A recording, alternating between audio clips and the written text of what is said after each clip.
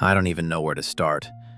My hands are shaking so bad right now that I'm having to dictate half of this, so please forgive any weird typos.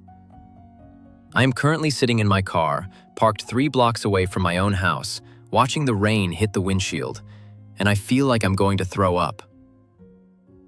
Let me give you some background so you understand why this isn't just a cheating wife story. This is a nuclear bomb. I'm 32. My wife, let's call her Sarah, is 29. We've been married for 4 years, together for 7. On paper, we are the perfect couple. We own a beautiful home in a good school district. We both have 6-figure careers. I work in cybersecurity, she works in PR. And we are currently expecting our first child. She is 14 weeks pregnant. We tried for 2 years to get pregnant.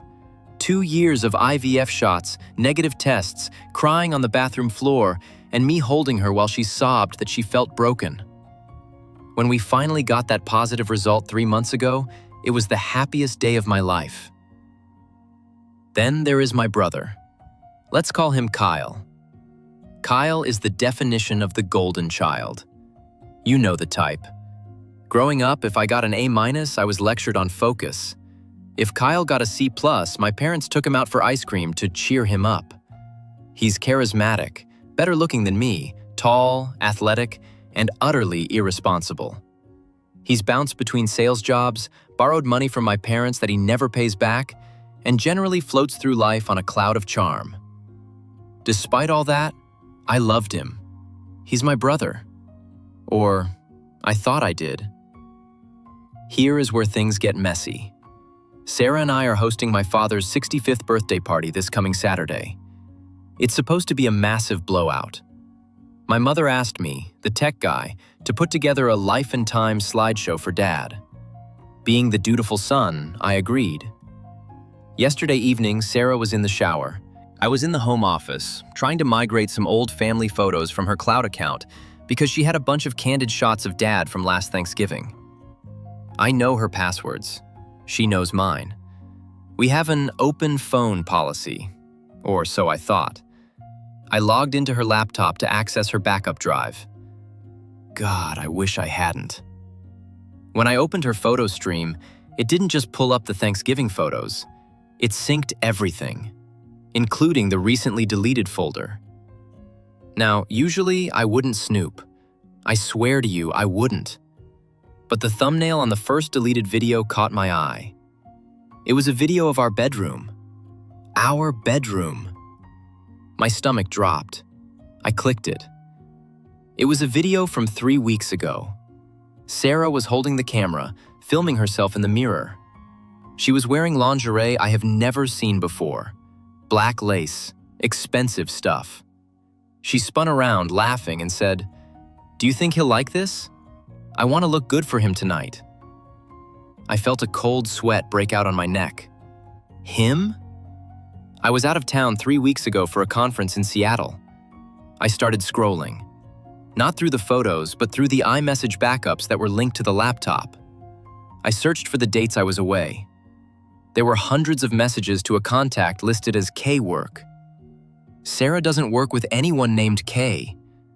I opened the thread, and I felt my entire world disintegrate. Sarah, he's gone for 3 days. You need to come over. I need you. K-Work, on my way. Should I park down the street again? Sarah, yeah, don't want the neighbors seeing your truck. Kyle drives a distinct lifted Ford Raptor. I scrolled back further. Months. Years. This has been going on since before she got pregnant. Since before we started the last round of IVF. Then I found the audio message. This is the part that plays on a loop in my head right now. It was from 2 months ago, right after we announced the pregnancy to the family. He's so happy, Kyle. It makes me sick. He's talking about painting the nursery blue. He has no idea. What if the baby comes out looking like you? Then we tell him genes are funny things, babe. Don't worry. My brother is too stupid to notice. He just writes the checks, remember? He just writes the checks! I slammed the laptop shut. I thought I was going to have a heart attack. My own brother. My wife. The baby. Oh God, the baby. I walked out of the office. I could hear the shower running upstairs. I could picture her in there, washing her hair, humming to herself, carrying a child that might be my brother's, living in a house I pay for, planning a party for my father who thinks the sun shines out of Kyle's ass. I grabbed my keys, my wallet, and my external hard drive. I went back into the office, plugged the drive in, and downloaded everything. Every text, every nude, every video. I got it all. Then I drove here. I've been sitting here for 4 hours. Sarah has called me 6 times, texted me, "Honey, where did you go? Dinner is cold." I haven't answered. Here is the situation. The family party is in 48 hours. Everyone will be there. My parents, Kyle, Sarah's parents, our friends. I have undeniable proof of an affair spanning at least 2 years. I have audio of them mocking me and questioning the paternity of the child. If I blow this up, I lose everything. My wife, my potential child, my family dynamic. But if I stay, I'm the biggest cuckold on the planet. I feel like burning the world down. I want to hurt them. Not physically, I'm not a violent man, but I want to destroy their reputations. I want to nuke them from orbit. I contacted a lawyer friend of mine about an hour ago. He told me to keep my mouth shut and not to leave the house because it could be seen as abandonment in our state. But I can't go back in there and look at her face. I can't look at her stomach without wondering if my brother's DNA is knitting together inside her. I don't know what to do. The party is Saturday. Do I cancel it? Do I ghost them? Or do I go? And do I play the slideshow? The petty king inside me is screaming to swap the Life and Times file with the evidence file. Put it up on the 70-inch 4K screen in front of 50 guests. I need advice. Am I thinking clearly? Is the scorching earth approach too much? Or is it exactly what they deserve? I'm going back to the house now. I have to pretend everything is normal for at least tonight. Wish me luck. I feel like I'm walking into a lion's den, but I'm the one holding the grenade. Time passed since last post, 36 hours. I am writing this from the bathroom of my master bedroom. The shower is running on full blast to mask the sound of my voice and my typing. She is sleeping in the bed 10 feet away. First, thank you to everyone who reached out. I read the comments telling me to lawyer up, to get a paternity test, to run. I read the ones calling me an idiot for going back into the house. You're probably right, but I had to come back. I need to see this through. The last 36 hours have been a psychological torture I wouldn't wish on my worst enemy. When I walked back into the house that first night, after sitting in my car for hours, I felt like I was stepping onto a movie set. Nothing felt real. Sarah was in the kitchen, reheating lasagna. She looked up, smiled, that same smile I fell in love with, and asked, "Work crisis?" I almost lost it right there. I wanted to grab her by the shoulders and scream. I wanted to throw the laptop on the counter and play the audio of her mocking me. Instead, I engaged in the best acting performance of my life. Yeah, huge data breach at a client server farm. Complete nightmare. I'm going to be glued to the screen for the next couple of days, babe. Sorry. She bought it. Why wouldn't she? I'm the stupid check writer, right? The boring tech husband who fixes things while the cool guys have the fun. She kissed my cheek. Ugh, my skin actually crawled. I'm not being poetic. I felt a physical wave of nausea ripple through my stomach when her lips touched my face. I went straight to the home office and locked the door. The lawyer. Yesterday morning, while Sarah was at her prenatal yoga class, I met with my lawyer friend. Let's call him Mark. We met at a diner 2 towns over, so there was no chance of running into anyone. I played him the audio. I showed him the texts. Mark is a shark. He's handled high-net-worth divorces for years. I watched his face go from professional curiosity to absolute horror. He put his coffee down and looked me dead in the eye. "Oh, P, listen to me. This is a nuclear reactor. In our state, since you are married, you are the presumptive father. If that child is born while you are married, you are on the hook for child support for 18 years, regardless of biology, unless we can test it immediately and aggressively. You need to file for divorce yesterday, and you need to request a prenatal paternity test if possible, or a court-ordered one the second the baby is born." He also told me, begged me actually, not to do the slideshow. He said, "Don't give them ammunition. If you humiliate them publicly, they can claim emotional distress. They can make the divorce messier. Just serve the papers and walk away." I know Mark is right. Logically, I know he is. But logic left the building the moment I heard my brother say, "He just writes the checks." I told Mark I'd think about it. I went to the bank and moved half of our joint savings, my half, into a separate account Sarah can't access. I took my passport, my birth certificate, and the hard drives with the evidence, and I put them in a safety deposit box. The encounter with Kyle. This is the part that broke me. Around 4 p.m. yesterday, Kyle showed up. He didn't knock, he just walked in. He has a key because Sarah gave him one in case of emergencies while I was traveling last year. I was in the kitchen getting water.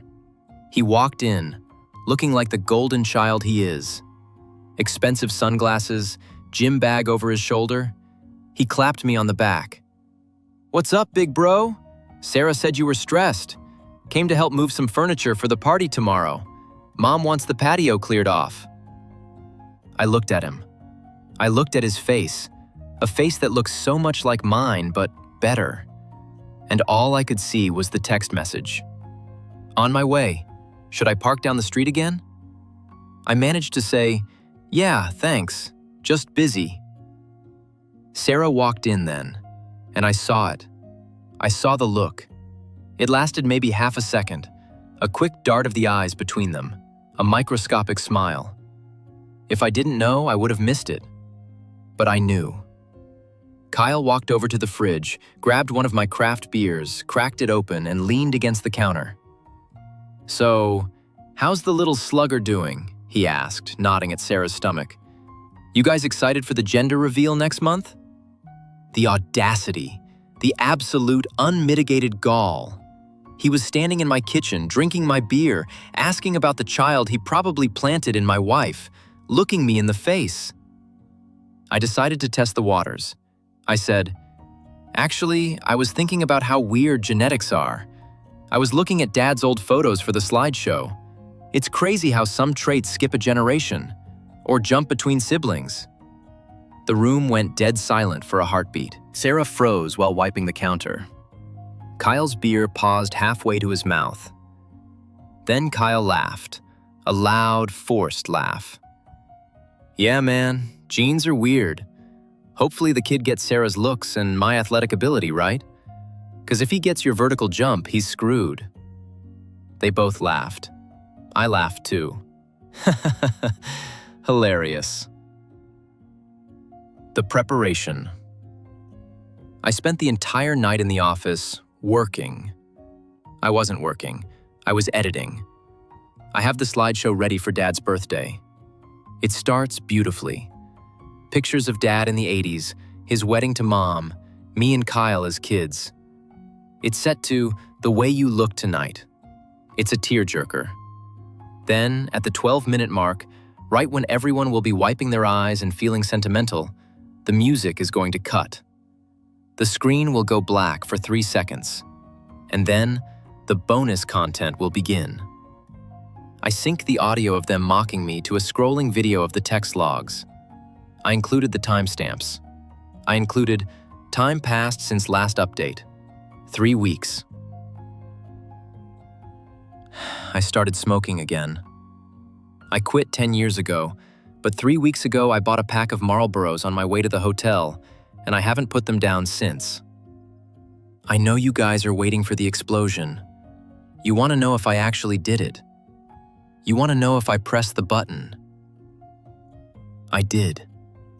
And it was worse than I could have possibly imagined. It was apocalyptic. Let me take you back to that Saturday. The calm before the storm. The morning of the party, the house was manic. Sarah was in hostess mode. She was arranging flowers, yelling at the caterers, and rubbing her belly every 5 minutes when a relative walked in. "Oh, thank you, Aunt Linda. Yes, we're just so blessed. We're thinking of naming him after Kyle if it's a boy, since he's been so supportive."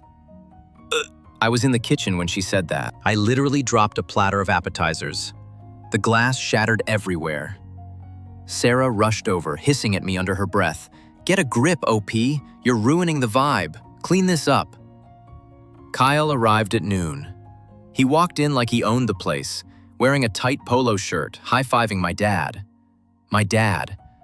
God, my dad looked so happy. He was sitting in his favorite lawn chair, holding a scotch, telling everyone how proud he was of his boys.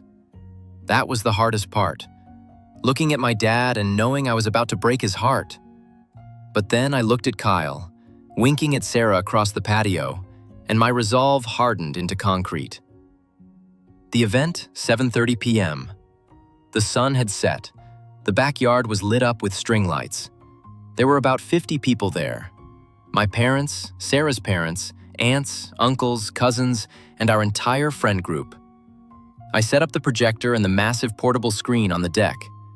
Everyone gathered on the lawn on blankets and chairs. I stood by the laptop. My hands were freezing cold. I felt like I was disassociating, watching myself from above. "All right, everyone," I said. My voice sounded robotic. "Gather round." I put together a little something for Dad's 65th. Sarah was sitting in the front row, next to Kyle. My parents were in the center, thrones. Everyone clapped. Sarah blew me a kiss. I pressed play. The first 12 minutes were perfect. Sinatra was crooning. Photos of Dad teaching me to ride a bike, Dad at his graduation, Dad holding Kyle as a baby. I saw my mom wiping away tears.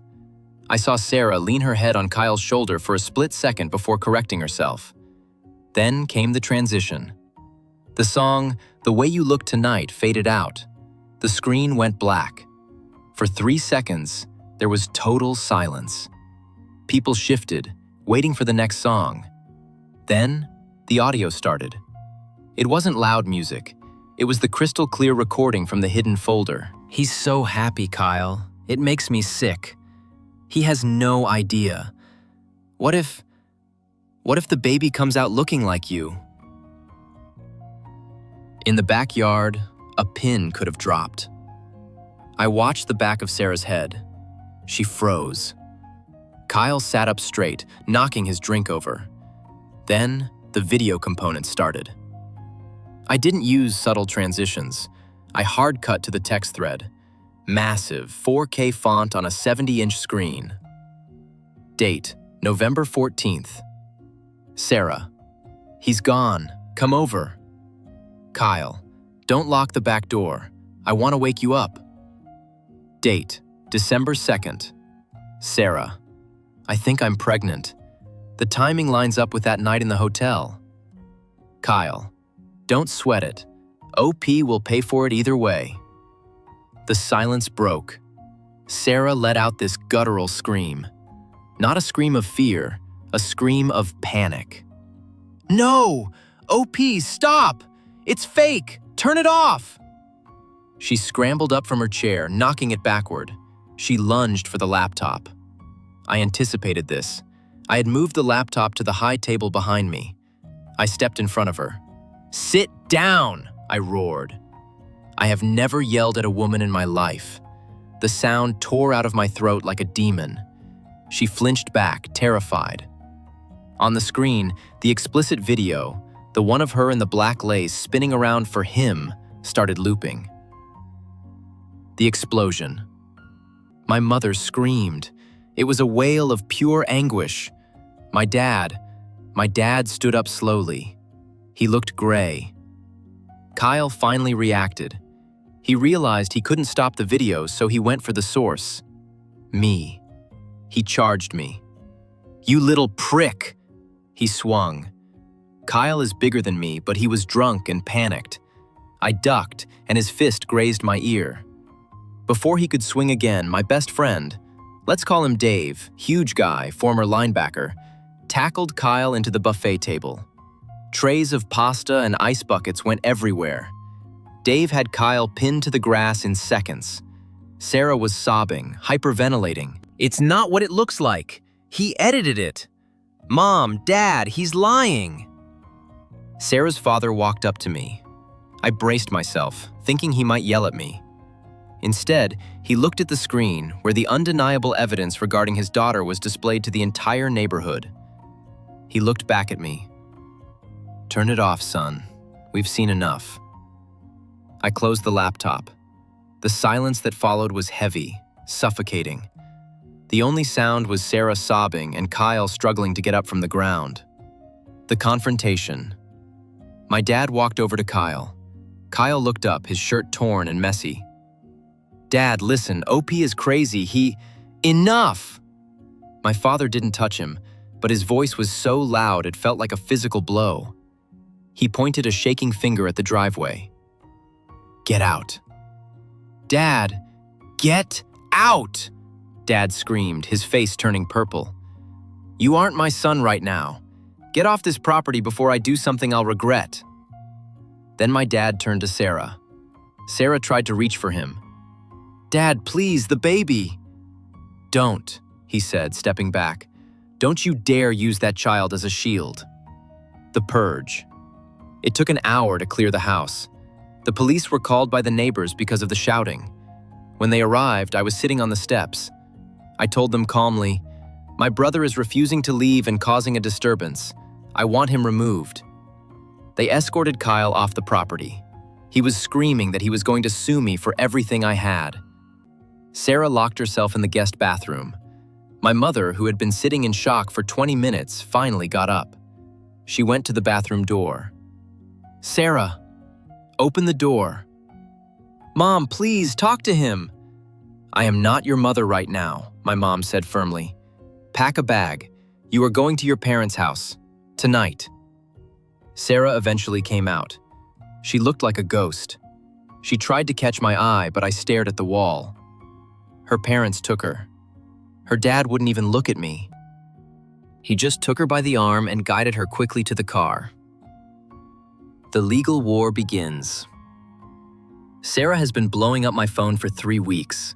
I blocked her number, but she keeps trying. The messages range from, "I love you, we can fix this," to, "You ruined my life, you psychopath," to, "I'm losing the baby because of the stress. Are you happy?" That last one almost got to me. But Mark, my lawyer, told me it's a manipulation tactic. Here is where we stand legally. Divorce, filed. Mark cited adultery and served her the papers at her parents' house 2 days after the party. The house. I am staying in it. Since I owned it prior to the marriage, thank God, and we have a prenup, thank God, Mark is confident I can keep it, though she is trying to claim equity. The baby. This is the nightmare. In my state, I cannot disestablish paternity until the child is born.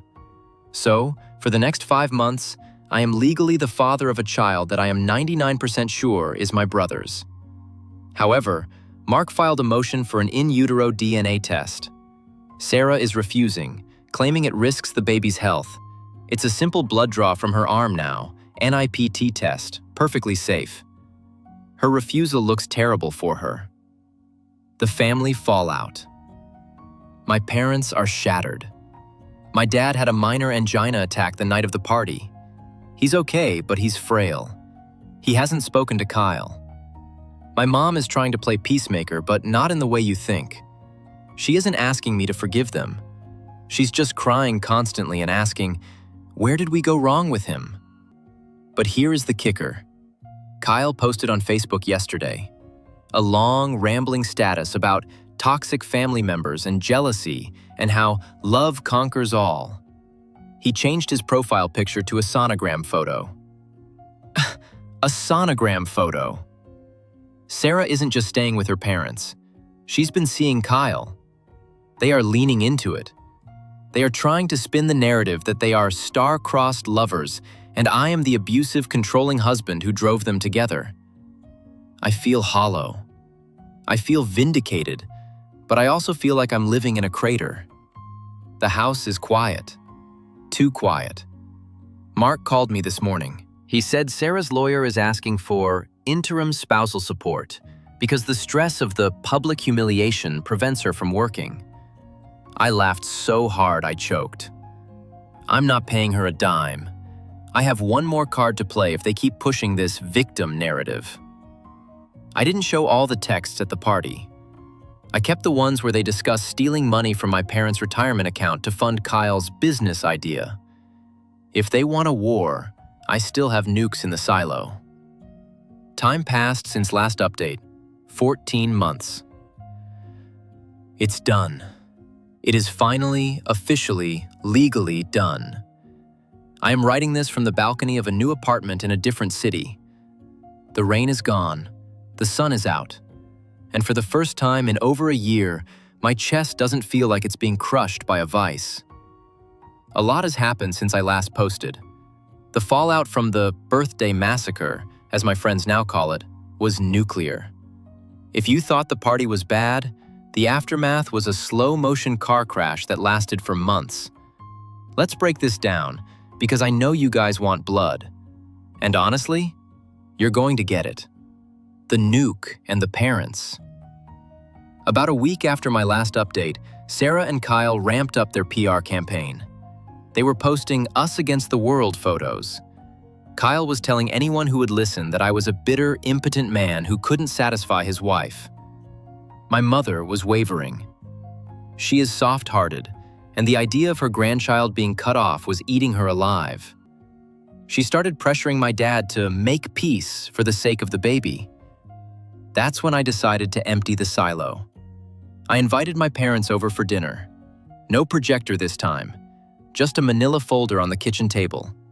Inside were the printed logs of the conversation I alluded to in the last update. Kyle. Dad's 401k password is still the same. I saw him type it in last Christmas. Sarah. If we move 20,000, will they notice? We can say it was a phishing scam. Kyle. He's old. He won't notice until the statement comes, and by then we'll have flipped the inventory. Easy money. My father read the pages. He put his glasses down. He didn't yell. He didn't cry. He just looked old. He looked at my mother and said, in a voice I've never heard, "They were going to rob us, Martha. They were going to steal my retirement." That was the nail in the coffin. My mother's face hardened. The golden child illusion didn't just crack, it shattered.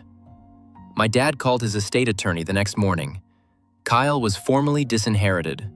Not just cut off, I mean written out of the will entirely, with a clause that states if he contests it, he gets $1.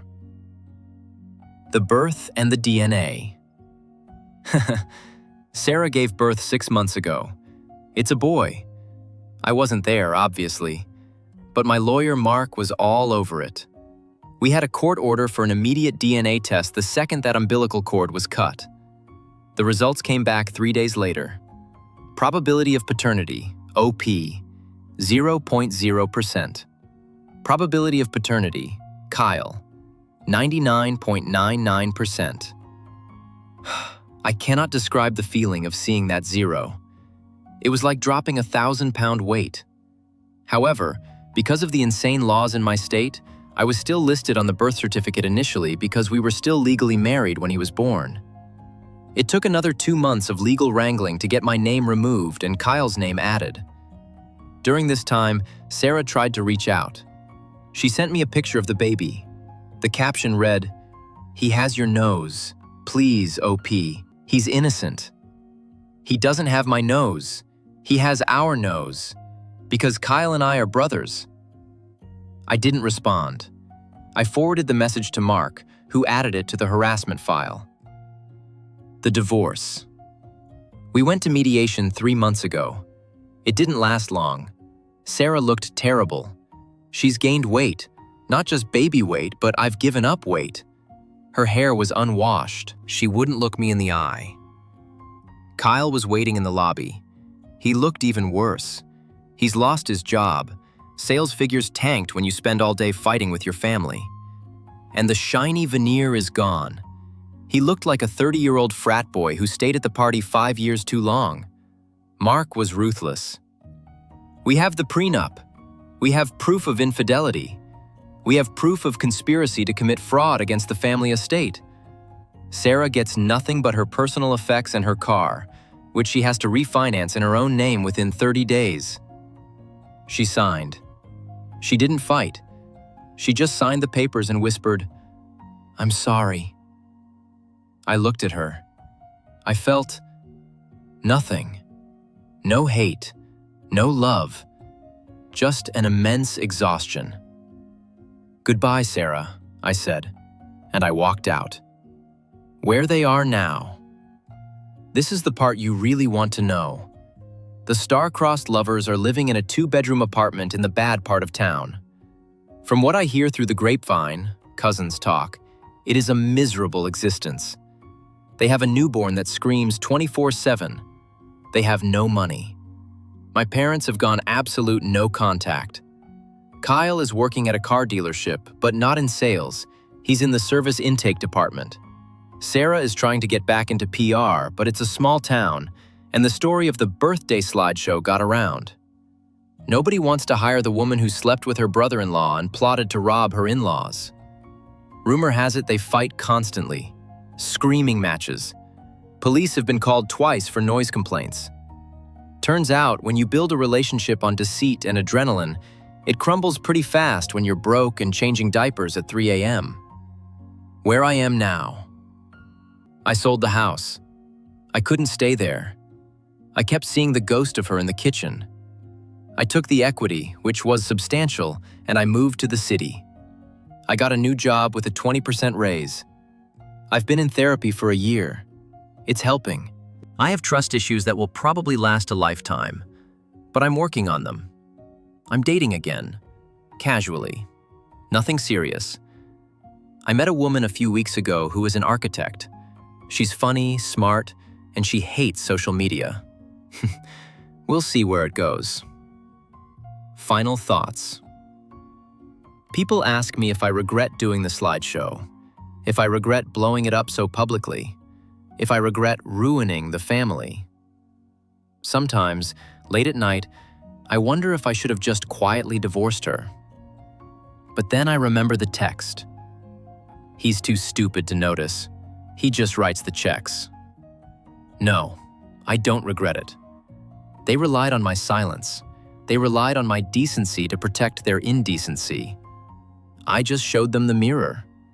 If they didn't like the reflection, that's on them. My dad called me yesterday. It was the first time he sounded like himself in a year. "Son," he said, "you coming for Thanksgiving?" "Yeah, Dad," I said. "I'll be there." It'll be a smaller table this year, but at least everyone sitting at it will be real. Thank you for listening. This account is now closed.